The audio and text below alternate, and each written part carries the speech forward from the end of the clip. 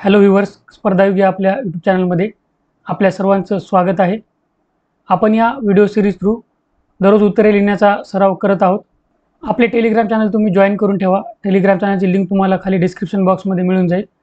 Telegram चॅनलवर आपण जो प्रश्न आणि उत्तर लिहित असतो ते तुम्हाला मिळून जाईल. तसेच हे जे आर्टिकल आहे द हिंदू किंवा इंडियन एक्सप्रेसचं, ज्यावरून आपण प्रश्न काढत आहोत, ते आर्टिकलसुद्धा तुम्हाला त्याचा स्क्रीनशॉट तेथे मिळून जाईल. आणि व्हिडिओ तुम्हाला जर आवडला असेल तर तुम्ही व्हिडिओला लाईक करा, सबस्क्राईब करा आणि व्हिडिओ शेअर करा. आज आपण हे आर्टिकल आहे ना, has the environmental crisis in India exacerbated, यावर आपण प्रश्न लिहिणार आहोत. हे आर्टिकल अगोदर मराठीत नीट समजून घेऊया आणि हे आर्टिकल नीट समजून घेतल्यावर प्रश्न बघूया. त्या प्रश्नाचे उत्तर तुम्हाला स्वतः लिहायचं आहे. तुम्ही जोपर्यंत स्वतः लिहित नाहीत तोपर्यंत तुम्हाला कळत नाही.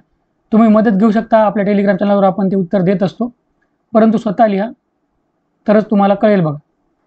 तर आज आहे जागतिक पर्यावरण दिन, 5 जून आहे आज. त्यामुळं आपण आज पर्यावरणावर आधारित प्रश्न घेत आहोत. तर या आर्टिकलमध्ये काय सांगितलेलं आहे की आपल्याला 3 मुख्य पर्यावरण संकटे सतावत आहेत. एक आहे कार्बन उत्सर्जन, कार्बन इमिशन, जैवविविधता ह्रास, बायोडायव्हर्सिटी डिप्लिशन आणि प्रदूषण पोल्युशन. ही 3 पर्यावरण संकटे आपल्याला सतावत आहेत. आता काही डेटा दिलेला आहे या आर्टिकलमध्ये. हा डेटा तुम्ही नोट डाऊन करून ठेवायचा आहे. नोट्स तुम्हाला कुठे काढायचे आहेत तर सामान्य अध्ययन 3 त्यामध्ये पर्यावरण या टॉपिकमध्ये. सिलेबसचा व्हिडिओ तुम्ही पाहिला नसेल तर लिंक तुम्हाला डिस्क्रिप्शन बॉक्समध्ये आणि हा व्हिडिओ झाल्यावर एंडला मिळून जाईल. सिलेबस तुम्हाला कळायला पाहिजे, तर तो व्हिडिओ पाहिल्यावर तुम्हाला कळून जाईल. आता 2015 ते 2024 या कालावधी दरम्यान जगामध्ये कार्बन डायऑक्साईडचं उत्सर्जन किती झालेलं आहे बघा, 34.1 बिलियन मेट्रिक टन 2015ला होतं, ते 37.4 बिलियन मेट्रिक टन 2024ला झालेलं आहे. म्हणजे जवळपास 10% वाढ यामध्ये झालेली आहे. तर हे डेटा असा नोट डाऊन करून ठेवायचा, म्हणजे तुम्हाला उत्तरामध्ये लिहिता येईल. डेटा तुम्हाला तुमचे जे स्टेटमेंट आहेत, तुम्ही जे लिहिणार आहेत ते सपोर्ट करण्यासाठी कामी येतात. आणि आपण जगाचं पाहिलं तसंच याच कालावधी दरम्यान भारताचं काय होतं, 2.33 बिलियन मेट्रिक टन 2015मध्ये होतं. 2024मध्ये ते झालं 3.12 बिलियन मेट्रिक टन. तर भारताचं सुद्धा बघा किती वाढलेलं आहे. यानंतर ऑथरनं काय केलेलं आहे, कारणाबाबत चर्चा केलेली आहे. यासाठी कारणे काय आहेत तर पहिलं कारण आहे जीवाश्म इंधन, फॉसिल फ्युएल्स याच्यावर अवलंबित्व, डिपेंडन्स. तर पूर्ण जगच आता कोळसा, कच्चे तेल, वाहतुकीसाठी इंधन, तसेच अवजड उद्योग यासाठी जीवाश्म इंधनावर अवलंबून आहे. त्यातल्या त्यात भारताची जर चर्चा करायची झाली तर भारत हा कोळशापासून अजूनही 70% ऊर्जा निर्मिती करतो. दुसरं कारण आहे बघा जंगलतोड, डिफॉरेस्टेशन व जमीन वापर बदल, लँड यूज चेंज. याच्यामध्ये बघा भारतातील वनांचा ऱ्हास होत आहे. भारतातील वने तोडली जात आहेत. तर कोणत्या प्रमुख कारणासाठी तोडली जात आहेत, रस्ते निर्माण करण्यासाठी, खाणीसाठी आणि धरणं बांधण्यासाठी वनांची तोड करण्यात येत आहे. विशेषतः जैवविविधतेने नटलेल्या बायोडायव्हर्सिटी रिच एरिया जे आहेत, जसं की आपला पश्चिम घाट आहे आणि ईशान्य भारतात जेथे जैवविविधता मोठ्या प्रमाणात आढळते तेथे जंगलतोड मोठ्या प्रमाणात होत आहे. तिसरं कारण आहे मोनोकल्चर, एक पीक पद्धती. आता काय करतात शेतकरी, वारंवार 30 पिके घेत राहतात. त्यामुळं काय होतं, 30 पिके घेतल्यामुळे जमिनीत जी पोषके पाहिजे असतात ती राहत नाहीत. त्यामुळं काय करावं लागतो, रासायनिक खतांचा अतिवापर करावा लागतो. रासायनिक खतांचा अतिवापर केल्यावर सुपोषण, युट्रोफिकेशन ही एक संकल्पना आहे पर्यावरणामध्ये, ही निर्माण होते.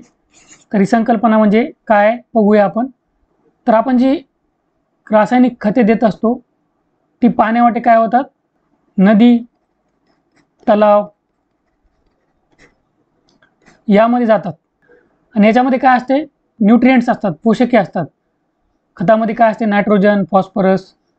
तर ही पोषके काय करतात, पाण्यामध्ये केली की शैवाल अल्गीची वाढ जास्त होती. अल्गीची वाढ जास्त झाली तर अल्गीला काय लागते? ऑक्सिजन लागते. मग पाण्यातला खूप सारा ऑक्सिजन हे शैवाल कंझ्युम करतात आणि मग अल्गल ब्लूम म्हणजे खूप साऱ्या अल्गीची वाढ त्या पाण्याच्या स्रोतामध्ये होते. आणि अतिवाढ झाल्यामुळे काय होतं, वरवर सूर्यप्रकाश खोलवर पोहोचत नाही आणि सूर्यप्रकाश खोलवर पोहोचला नाही की जी आतली झाडे असतात, जी ऑक्सिजन पुरवत असतात ती मरून जातात. तसेच नदीतील किंवा तलावातील जे जीव असतात ते सुद्धा ऑक्सिजन त्यांना कमी पडल्यामुळं मरण पावतात. तर अशा प्रकारे हे सुपोषण युट्रोफिकेशन संकल्पना आहे. आणि हीच संकल्पना शेतीबाबत बघितली आपण, खतांचा निचरा जो पाण्यामार्फत होतो, सेम तुम्हाला उद्योगामध्ये सुद्धा आहे. उद्योगामध्ये सुद्धा काय होतं, सांडपाणी वगैरे प्रक्रिया न करता नदीत सोडलं जातं, तलावात सोडलं जातं आणि त्यामुळे सुद्धा पुन्हा हीच प्रक्रिया रिपीट होते. चौथं कारण काय आहे बघा, नियंत्रण शून्य शहरीकरण व कचरा गैरव्यवस्थापन. या शहरीकरणानं काय होत आहे, त्याच्यावर नियंत्रण नाही. उद्योगांची वाढ होत आहे. हे उद्योग काय करत आहेत, इंडस्ट्रीयल जो कचरा असतो, औद्योगिक कचरा जो असतो, तसेच जे सांडपाणी असतं, सिवेज वॉटर जे असतं, ते काय करतात, नद्यामध्ये सोडून टाकतात. त्यामुळं काय झालेलं आहे, गंगा, यमुना यासारख्या नद्या प्रदूषित झालेल्या आहेत. भारत 62 दशलक्ष 62 मिलियन कचरा जो आहे वर्षाला जनरेट करतो, तयार करतो. आणि हा जो कचरा आहे जो भारतामध्ये निर्माण होतो, त्याच्या फक्त 20% कचरा जो आहे तो वैज्ञानिक पद्धतीने त्यावर प्रक्रिया होते. म्हणजे फक्त 62 दशलक्षापैकी 13 दशलक्ष कचरा वैज्ञानिक पद्धतीने त्यावर प्रक्रिया केली जाते. म्हणजे बाकीचा कचरा त्यावर वैज्ञानिक पद्धतीने प्रक्रिया होत नाही. म्हणजे बघा, म्हणजे किती मोठा प्रॉब्लेम आहे हा. पाचवं कारण आहे अतिउपभोग आणि औद्योगिकरण. तर हे उपभोग जो आहे, ओव्हर कन्झप्शन, हे संपन्न देश, डेव्हलप्ड कंट्रीज जे आहेत, विकसित देश आहेत, त्यामध्ये आपल्याला प्रामुख्याने पाहायला मिळतं. गरजेपेक्षा जास्त उपभोग विकसित देशांमध्ये होत असतो आणि इंडस्ट्रियलायझेशनसुद्धा झपाट्याने औद्योगिक जे विकसित देश आहेत त्यांच्यामध्ये वाढत आहे. 6वं कारण आहे बघा, क्लायमेट चेंज, हवामान बदल. हवामान बदलामुळं काय होतं आहे, अतिवृष्टी, पूर, उष्णतेच्या लाटा, दुष्काळ, ही जी संकट आहेत, नैसर्गिक संकटे अगोदर होती, परंतु या हवामान बदलामुळे या संकटाची जी तीव्रता आहे, इंटेन्सिटी आहे, ती वाढलेली आहे. मग आता या ऑथरने नुसती कारणं दिलेली नाहीत, तर काय करायला पाहिजे यावर सुद्धा चर्चा केलेली आहे. तर ते सुद्धा आपण बघूया. पहिला उपाय त्यांनी सांगितलेला आहे की जागतिक जबाबदारी व सहकार्य. आणि ही प्रामुख्याने काय करायला पाहिजे, विकसित देशांनी घ्यायला पाहिजे. विकसित देशांनी कार्बन उत्सर्जन कमी करायला पाहिजे. क्लायमेट फायनान्स जो आहे, वित्तपुरवठा आहे, तो करायला पाहिजे. प्रदूषणकारी उद्योग बाहेर पाठवणे बंद करायला पाहिजे. म्हणजे डर्टी इंडस्ट्रीज ज्या आहेत ते आउटसोर्स करणं बंद करायला पाहिजे. याचा अर्थ काय, हे विकसित देश काय करतात, त्यांना प्रदूषित जे उद्योग आहेत त्याच्यासाठी त्यांना काही नियम घालून दिलेले आहेत. आणि अगोदरच विकसित देशांवर औद्योगिक क्रांतीपासून ते कार्बन उत्सर्जन करत असल्यामुळे त्यांचा प्रदूषणामध्ये खूप वाटा आहे, अशी त्यांच्यावर टीका होत आहे. त्यामुळे मग ते काय करतात, हे असे प्रदूषणकारी उद्योग जे आहेत ना, ते आपल्यासारख्या विकसनशील देशांमध्ये आउटसोर्स करतात, पाठवतात. म्हणजे त्यांच्यावर कोणी ठपका पण ठेवणार नाही आणि त्यांचा उद्योगसुद्धा चालू राहील. तर हे असे प्रदूषणकारी उद्योग बाहेर पाठवणे विकसित देशांनी बंद केलं पाहिजे. दुसरं काय, तर कॉर्पोरेट जबाबदारी. कंपन्यांनी जबाबदारी घ्यायला पाहिजे. मोठ्या प्रदूषण करणाऱ्या ज्या कंपन्या आहेत त्यांच्यासाठी कडक कायदे करायला पाहिजे. कार्बन कर त्यांच्यावर लावायला पाहिजे. पर्यावरण केंद्रित विकास करणे गरजेचं आहे. हरित तंत्रज्ञानाचा वापर आपल्याला करायला हवा. नवीनीकरणक्षम ऊर्जा जी आहे त्याचा वापर आपल्याला वाढवायला पाहिजे, रिन्युएबल एनर्जी. तसेच आपण काय करायला पाहिजे, स्मार्ट शहरे व कचरा व्यवस्थापन योग्यरित्या करायला पाहिजे. घनकचरा वेगळा करायला पाहिजे. पुनर्वापरावर भर दिला पाहिजे, रिसायकलिंगवर. आणि स्थानिक पातळीवर सांडपाणी प्रक्रिया इम्प्लिमेंट केली पाहिजे.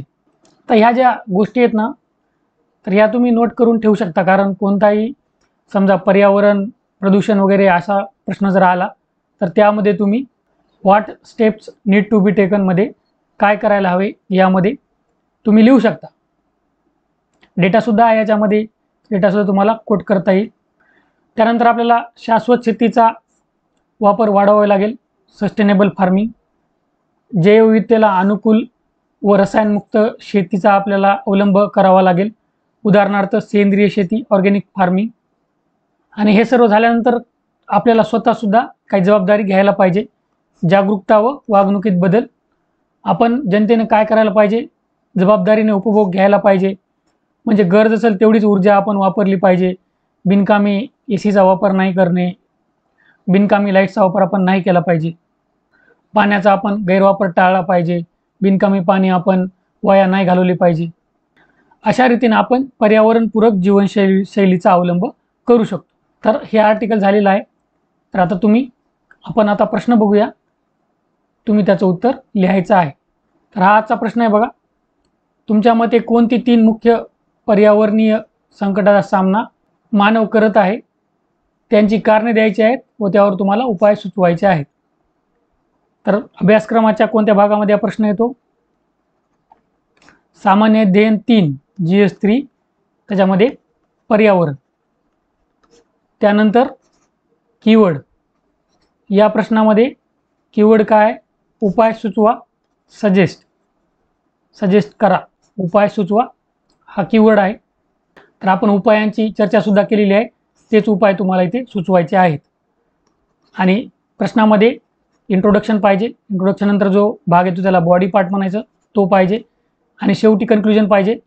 प्रत्येक भागाला मार्क असतात, गुण असतात, त्यामुळे हा प्रत्येक भाग तुमच्या उत्तरामध्ये आला पाहिजे. या प्रश्नाचं उत्तर तुम्ही स्वतः लिहायचं आहे. तुम्हाला जर अडचण आली तर आपलं टेलिग्राम चॅनल आहे, त्यावर उत्तर मी देणार आहे, ते तुम्ही रेफर करू शकता.